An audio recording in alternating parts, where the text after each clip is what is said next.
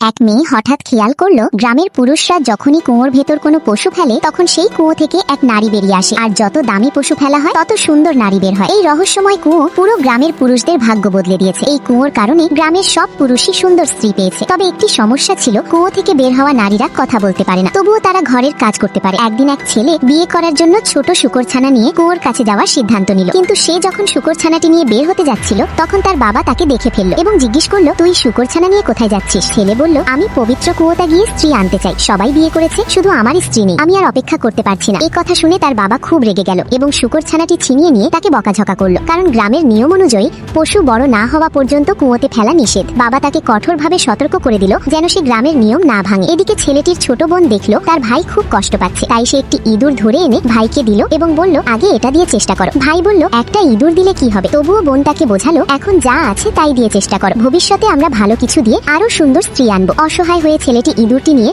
কুয়োর রক্ষক দেবীর কাছে গেল এবং তাকে অনুরোধ করলো সাহায্য করতে। দেবী ইঁদুর দেখে রাজি হলেন না, তিনি বললেন, ভালো কিছু দিলে তবেই ভালো কিছু পাওয়া যায়। কিন্তু ছেলেটি অনুরোধ করতে থাকলো, তবুও দেবী রাজি হলেন না এবং তাকে সেখান থেকে চলে যেতে বললেন। তখন ছেলেটি সুযোগ বুঝে চুপি চুপি ইঁদুরটি কুয়োর ভেতর ফেলে দিল। পরক্ষণেই কুয়ো থেকে এক বৃদ্ধা নারী বের হয়ে এলো। এই দৃশ্য দেখে ভাই বোন দুজনেই ভয়ে চিৎকার করে উঠল। ছেলেটি বুঝতে পারলো, ভালো কিছু না দিলে ভালো ফল পাওয়া যায় না। শেষে কোনো উপায় না পেয়ে সেই বৃদ্ধা নারীকে নিয়ে বাড়ি ফিরতে হলো। পথে গ্রামের শত্রুরা তাকে দেখে উপহাস করতে লাগলো, ইঁদুর দিয়ে স্ত্রী আনলে এমনই হবে। এতে ছেলেটি খুব অপমানিত বোধ করলো। পরে সে আরো বড় সিদ্ধান্ত নিল, সে ওই বৃদ্ধাকে নিয়ে কুয়োর কাছে গেল।